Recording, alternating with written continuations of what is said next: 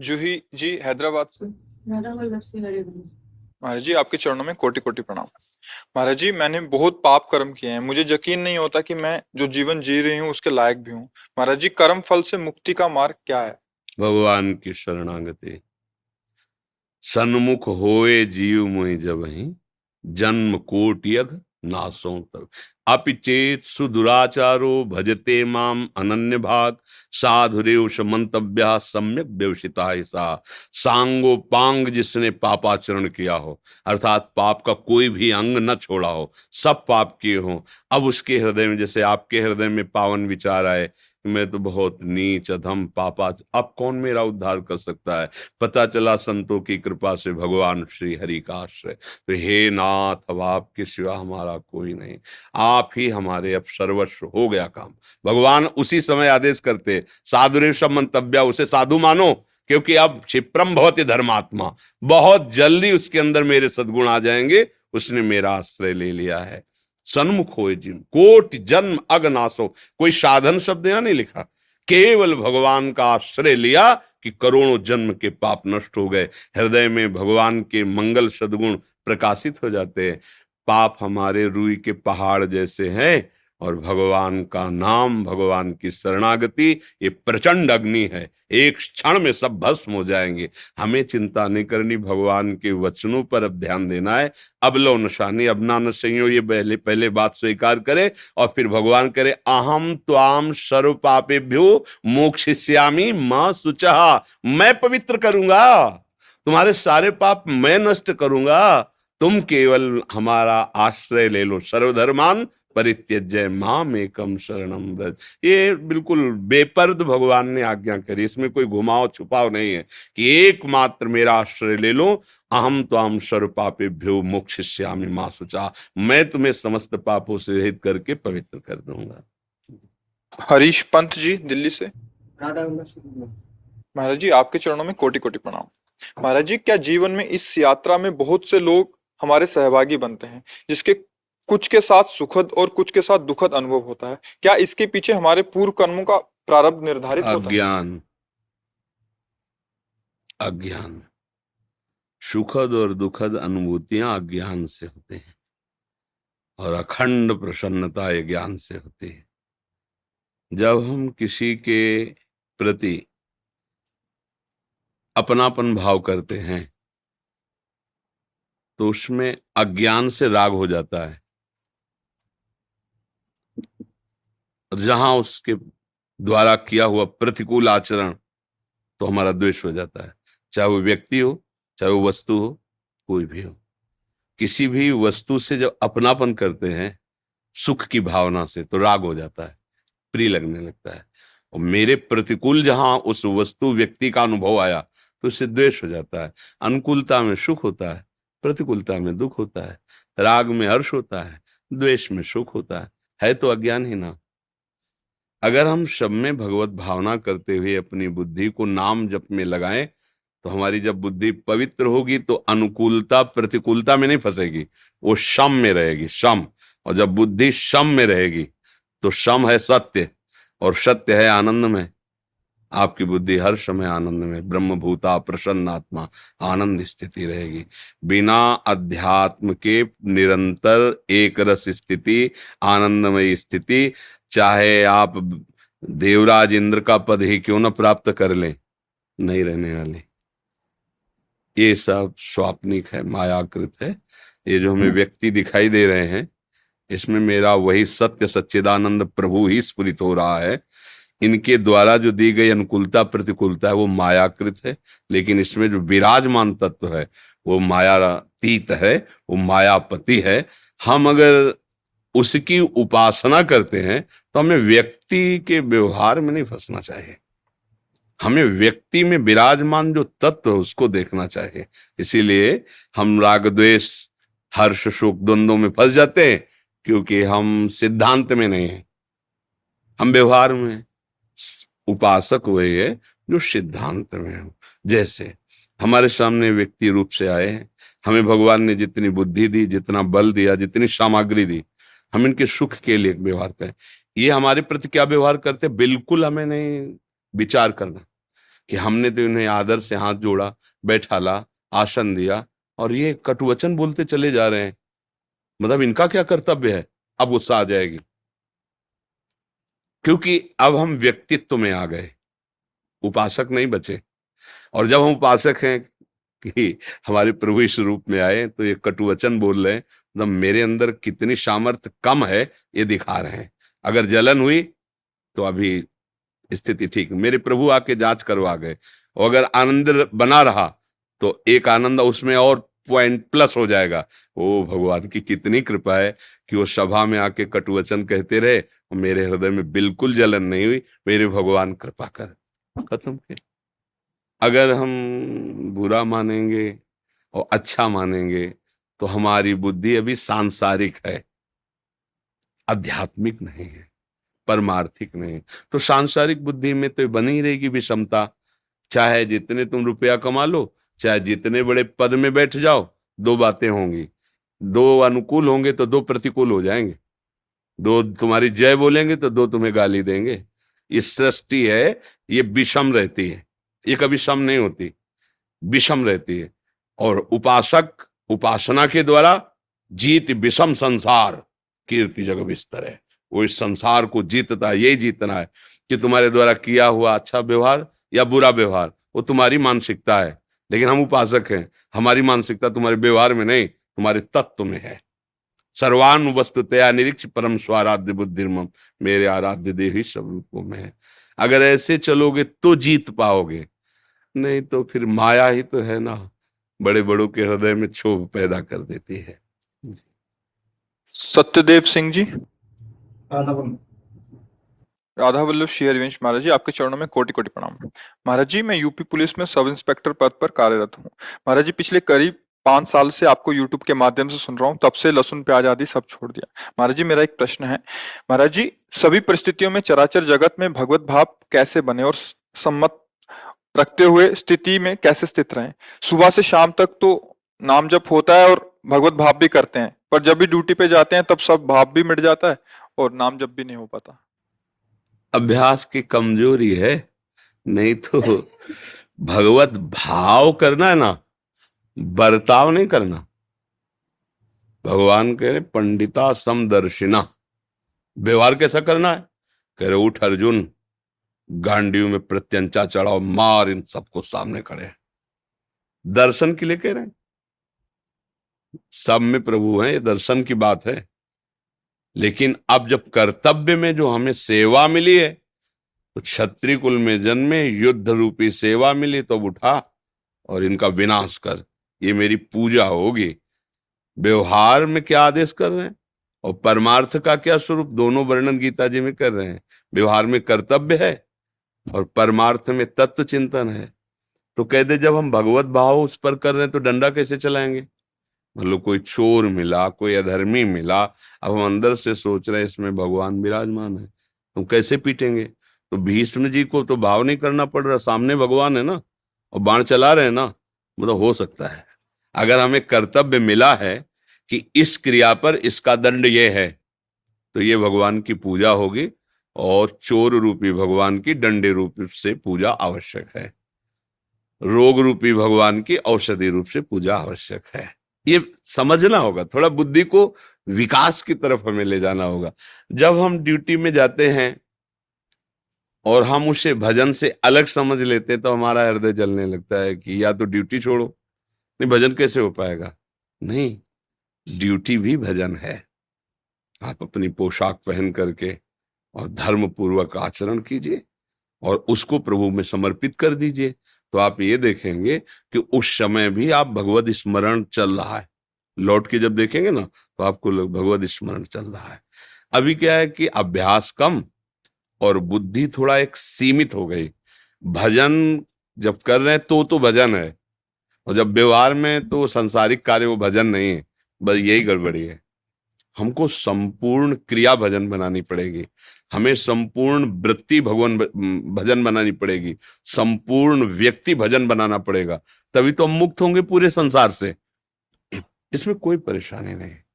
आवश्यकता है, अधर्माचरण प्रबल हो रहा है और हमें आदेश मिला कि डंडा चलाओ, पूजा शुरू है, ये हमारी पूजा है, क्योंकि भगवान सच्चिदानंद में स्वयं आदेश अर्जुन से कह रहे हैं, मार अर्जुन। तो कैसे मारूं, गुरुजन है, बड़े जन है। तो दिखाया विराट रूप कि तुम्हें केवल निमित्त बनना है, मारे तो मेरे द्वारा ही गए।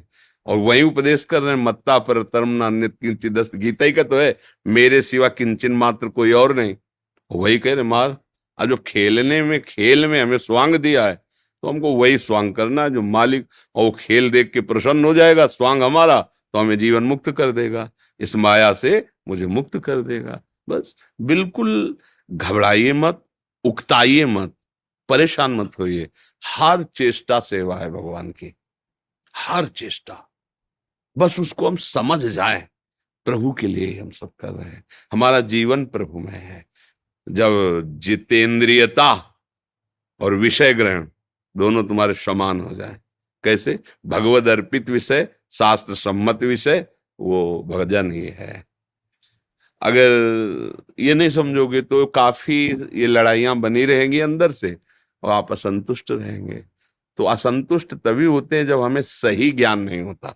अगर सही ज्ञान है तो असंतुष्टता का कहीं कोई गुंजाइश नहीं है। आप विचार करो और अभ्यास परायण रहो, और जो ड्यूटी का समय है उसे पूरा का पूरा प्रभु को समर्पित करो।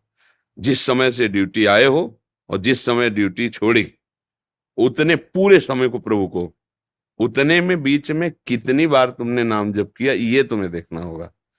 अगर बीच बीच में नाम जप भी का अभ्यास, ऐसा नहीं कि नहीं होता, अगर आप थोड़ा भी भजन को मात तो देंगे तो ऐसा नहीं कि आप नहीं कर पाएंगे, ऐसा तो नहीं है, कभी कभी होता है। चलेगा। उस कभी कभी को और कभी कभी में बढ़ाते रहो। जैसे हम 8 घंटे ड्यूटी में हैं या 12 घंटे ड्यूटी में, हमने 10 बार किया, राधा राधा बोला, 10 बार केवल बोला, तो अब हम 20 बार बोलने की चेष्टा करेंगे, फिर हम 30 बार बोलने की। धीरे धीरे मन को फंसा लोगे तो बात करते समय भी नाम छाया रहेगा और चेष्टा करते समय भी नाम छाया रहेगा। बहुत मतलब आप अच्छे ढंग से समझ लो कि हमारी हर चेष्टा भजन बन जाएगी, तभी हम सच्चे भगत कहलाएंगे। केवल आसन में बैठकर भजन करे, उसके बाद बाहर निकले तो प्रपंच, फिर ये प्रपंच और वो भजन, तो फिर अभी गड़बड़ी है। जब जिधर देखे हमारा भजन ही भजन, तब अखंड भजन होता है। निरंतर भजन का मतलब ये नहीं होता आसन में बैठे जप रहे तो निरंतरता होगी। फावड़ा चल रहा है तो भजन हो रहा है। बड़ा चमत्कार है, भजन का बहुत प्रभाव है। एक बार केवल राम नाम के एक भगत थे, किसान, गरीब आदमी। पहले हमने देखा है गांव में बहुत गरीबी होती थी, अब तो थोड़ा आर्थिक व्यवस्थाएं सुधरी हैं, क्योंकि पहले ट्यूबवेल आदि की व्यवस्थाएं नहीं थी, बहुत मुश्किल से सिंचाई होती थी, और खाद आदि भी नहीं थे। गाय के गोबर आदि की खाद डाली जाती थी। 1 बीघा खेत में 6 मन या 8 मन गेहूं पैदा होता था, अब तो 40-50 मन पैदा होता है। पहले 6-8 मन। बड़ी मेहनत की जिनकी खेती है, और जो कार्य करते हैं तो 8 रुपया 10 रुपया 8 घंटा के थे, फिर और बड़ा तो 20 रुपया, अब तो 500 रुपया है। तो काफी तो उस समय था कि बहुत ही कम था जब केवल राम, और वो संत सेवी थे। अब मंजूरी करके, और संत सेवी मतलब संतों का क्या है कि भाव से एक बार आप तो 2 संतों से कहेंगे। उस गांव में एक भगत है बहुत श्रद्धावान है, तो अब 4 संत आने लगे, फिर संत मंडली आने लगी। अब उनके पास अर्थ तो था नहीं। एक दिन संत मंडली आई, कुछ नहीं खाने को। अब वो आसपास धनी पुरुषों के पास गए कि अगर हमें आप उधार दे दें, जो सेवा कर रहे हैं कर दे, आज हमारे यहाँ बहुत भाग्य खुल गया, संत आए हैं, हम उनको, तो कोई उधार भी देता है तो कुछ देख के देता है ना। अब इसको दे दे, कुछ न जमीन है न रुपया पैसा, कब वापस करेगा, नहीं। तो एक बड़े चतुर थे, उन्होंने कहा हमें कुआं खोदवाना है, तुम कुआं खोद दोगे? उन्होंने पक्का, हम और पत्नी दोनों मिलकर कुआं खोद देंगे, पर आप इतना दे दो कि हमारे संत पाले। उनका जय दिन संत रहेंगे, तय दिन हमारे यहाँ से ले जाओ भोजन। तो आटा दाल घी चा, बड़े प्रसन्न। 2-3 दिन संत रुके, खाए पे चले। अब वो दोनों पति पत्नी कुआं खोदने में लगे। एक फावड़ा मारते राम, वो राम भगत थे।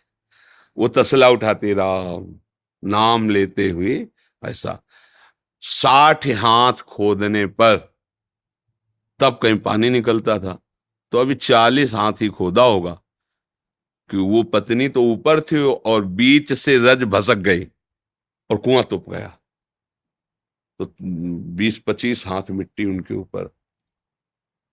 अब सेठ ने कहा कि भाई हम क्या कर सकते हैं, और उस समय जेसीबी वाला जमाना तो था नहीं, पुराना समय। कहा भाई हम तो पैसे भोजन दिया था, तय किया था खुदवान, और मर गए कैसे, अब इतना खो कैसे भाई, कोई यंत्र हो तो जल्दी जल्दी। और फिर मनुष्य जीवन तो एक क्षण का है, श्वास पूरी नहीं तो मर जाओगे भाई, आधा मिनट, पौन मिनट, 1 मिनट, इसके बाद तो दम घुट जाएगा, प्राण तो मर गए। ऐसा सबको। अब पत्नी को समझा बुझा के कुछ दे ले खान पान के, कि भाई वो तो पधारी गए हैं, अब जब आपको जरूरत हो हमसे ले जाना, ये सहयोग कर सकते हैं। अब तो ऐसा तो नहीं कि कुआं खोदा जाए वो जिंदा मिले। पर वो राम राम जपने वाले एक एक फावड़े पे कुआं पूर दिया गया कि ये ठीक नहीं, असगुन हो गया, आदमी मर गया उसमें। एक दिन वहां से कोई राजा निकल रहे थे, मार्ग था, तो उनको सुनाई दिया राम राम। ऐसी मधुर अमृतमयी वाणी की वो अपने रथ से उतरे, उनका ये किस भगत के द्वारा आर्त भाव से भगवान को पुकारा है। तो यहाँ तो कोई भगत नहीं। बोले नहीं, आवाज के सारे वहां गए। बोले यहां से आवाज आ रही। तो लोगों ने कहा हाँ, 1 महीना पहले कुआं खोद रहे थे केवल राम जी, तो मिट्टी गिर गई तो मर गए। बोले नहीं, आवाज आ रही, सुनो। तो राम राम।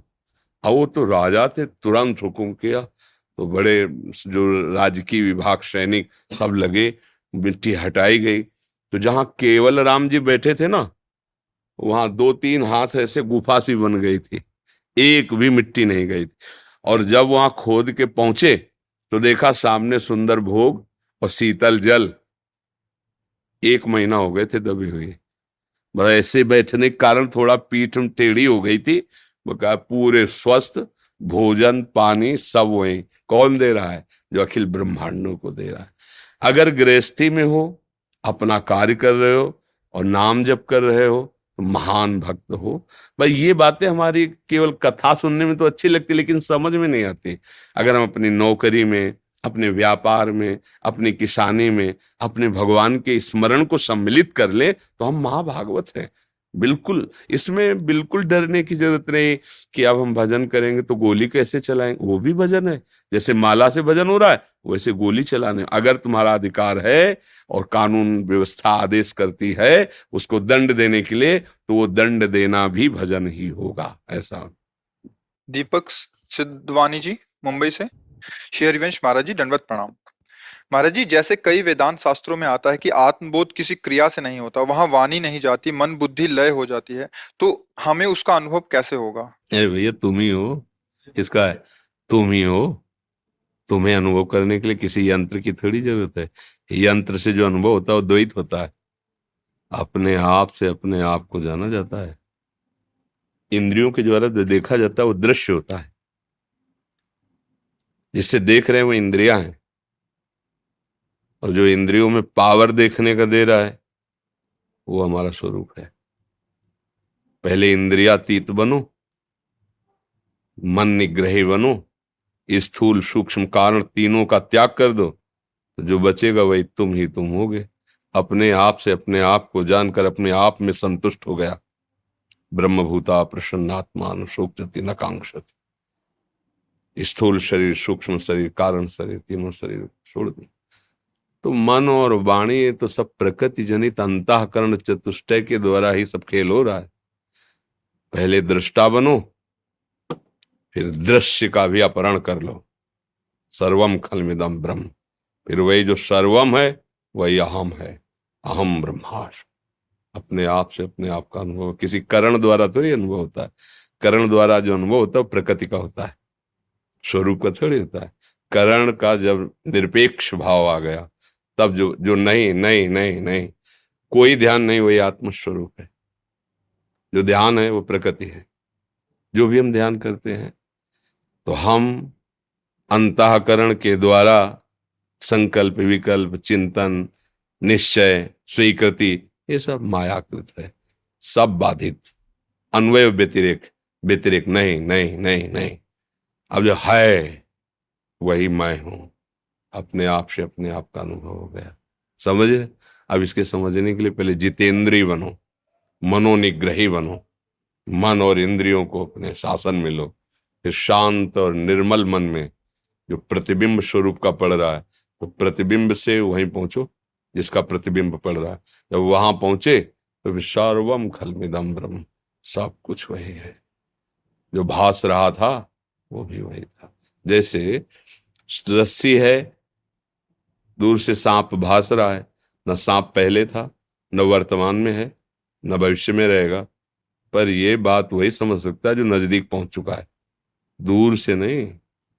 जैसे कुंडल, कंकण, नथुनी, हार, ये नाम जितने दिए गए सब स्वर्ण के दिए गए।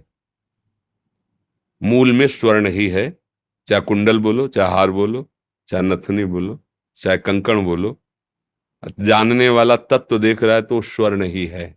ऐसे जड़ बोलो, चैतन्य बोलो, स्त्री बोलो, पुरुष बोलो, अच्छा है, बुरा है, ये सब उसके केवल बाहरी बात है। तत्वता जैसे स्वर्ण ही है, तत्वता भगवान ही है, ब्रह्म ही है। जब सर्वत्र है तो यहां भी है, जब यहां है तो सर्वभाव गया, केवल हैं ही हैं। ये उच्च ज्ञान की अवस्था है। वो है कहाँ, कैसे? ये साधना में। सिद्धावस्था में है, शांत हो गया, उसके सिवा कोई है ही नहीं। वो है उसमें। कौन? मैं या तू? तू में भगवान, तो फिर मैं गया, वो है। और मैं में ब्रह्म आत्मा, तो फिर तू गया, एक ही रह गया। ये जो प्रपंच फैला वो एक को नानात्व में देखने से, शुद्ध ज्ञान नानात्व को एक में देखने समिट गया, मोक्ष को प्राप्त हो गया। और तू ही तू है, भक्ति को प्राप्त हो गया। चाहे जिस मार्ग से चलो, एक अनेक से एक में आना है, एक से अनेक में फैल गया है विस्तार, उसको समेटना है। समिट गए तो आप ही आप हो, दूसरा कोई है नहीं। अब समिटो, कितनी जल्दी समिट पाते हो? समटे सो आशिक और फैले सो जमाना। फैले तो प्रपंच, समिट गए तो महात्मा। समिट, जो कछुआ जैसे सारे अंगों को समेट लेता है, ऐसे इंद्रियों को अंतर्मुख करो, घुसते चले जाओ। और अन्वय व्यतिरेक पद्धति, ये नहीं, ये नहीं, ये नहीं, ये मैं नहीं, ये नहीं नहीं, तो जो है वही स्थित हो गया। अब स्थित हो गया तो सर्वम खलमिदम ब्रह्म, सब वही है। अपने को जान गया तो अपना ही स्वरूप सर्वत्र विराजमान है, कोई और है ही नहीं। तो अपने सिवा कोई नहीं, ज्ञान। और अपने को जान गया, अपने कौन है? प्रभु। तो फिर उनके सिवा कोई नहीं, तो अब मैं लीन हो गया उसमें, रहेगा एक ही। चाहे तू में आ जाओ, चाहे मैं में आ जाओ। देखो गोपीजन, जित देखूं तित श्याममयी, वही वही दिखाई दे रहा है। भजन में लगो, जितेंद्री बनने की चेष्टा करो, युक्ताहार विहार से थोड़ा प्राणों का पोषण करो। आसनों पे बैठ कर, चुके आप साधु वेश में हो, आसनों पे बैठ करके अपने प्राणों का संयमन करके पहले शरीर को जीतो। 3 घंटे ऐसे भी नहीं होना चाहिए शांत। फिर 3 घंटे जब शरीर स्थित रहेगा तो मन अचंचल होने लगेगा। मन अचंचल तो इंद्रियां कब्जे में आ जाएंगी।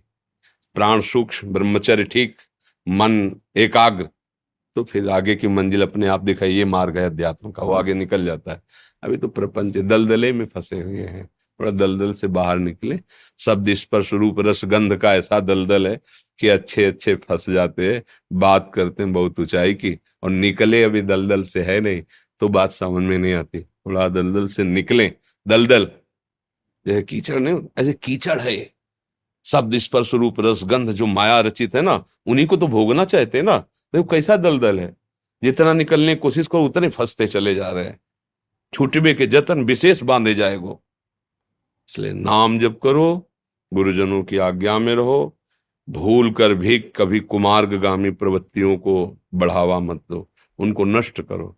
आनंद की अनुभूति अपने स्वरूप में ही है, अपना स्वरूप ही आनंद में है। चाहे उसे अपने भगवान में ले लो, चाहे अपने आत्मा में ले लो। शब्द है अपने, अपने में ही आनंद है। पराया तो फिर भयावह है। पराया जो अपने से बिलग मान रहे हो, वो सब भय तुम्हें देगा। और जब इतना अपना बढ़ा लो तो विश्व ब्रह्मांड अपने में समा गया, अब भय खत्म हो गया, एक ही परम तत्व रह गया। ये थोड़ा अध्यात्म की ऊंचाई की बात है, समझ आ जाए, भगवान की कृपा है। और जिन्होंने आगे पूछा अहंकार का स्वरूप कैसे पता चले? जब पानी निर्मल होता है ना और शांत होता है तो उसके धरातल में क्या पता चल जाता है कि नहीं चल। अगर चंचल हो और गंदा हो तो आप नहीं देख पाएंगे। फिर अभी मन चंचल है, अभी गंदा है, तो हम अहंकार को देखें, एकदम एक स्फुरण में पता चलता है ये अहंकार है। ये मन संकल्प कर रहा है, ये बुद्धि निश्चय कर रही है, ये चित्त ऐसा, इस समय काम वेदना, इस समय क्रोध, इस समय वाणी का वेग, इस समय उदर का वेग, अलग अलग है पूरा। तभी तो सावधान, जैसे सैनिक होता है ना, भारतीय सैनिक, हर समय कौन कहाँ कैसे, अगर वो जरा सा चूका तो उसी का हानि हो जाएगी, क्योंकि बाहरी वो तुम्हें बख्शेगा नहीं।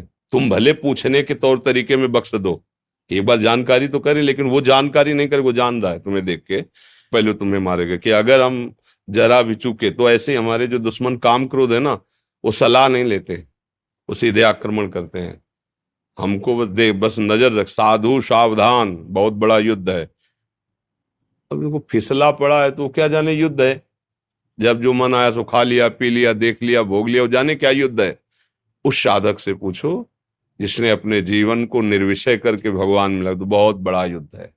त्राहिमाम मचता है, ऐसी मार्ग देते हैं ये काम क्रोध लोभ मोह मद मत्सर। बस साधक सह जाता है, तभी जयति जयति जग उच्चर है, फिर सारा संसार उसकी जय बोलता है, जय हो जय हो। क्यों? अब जय हो गई ना, विजय को प्राप्त हो गया है। तो अहम की धरा है कर्तत्व और भोक्तत्व भाव। अहंकार विमूढ़ात्मा कर्ता हमिति मन्यते, मैंने ऐसा किया, मैं ऐसा करूंगा, मैं ऐसा कर सकता हूं, नहीं, ये अहंकार की बात है। अगर हम ब्रह्मचर्य से हैं तो मेरे गुरुदेव की आज्ञा, शास्त्र की आज्ञा है, तो जिन्होंने आज्ञा दी उन्होंने बल दिया, इसलिए है।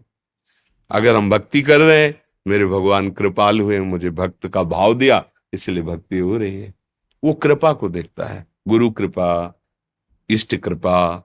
वो अपना बल नहीं, जहां अपना बल दिखाई दे वही अहंकार है। बात वही है, पर वो अहंकार रहित है, ये अहंकार सहित है। जब आप थोड़ा हृदय निर्मल होगा तो एक एक बात आपको समझ में आएगी।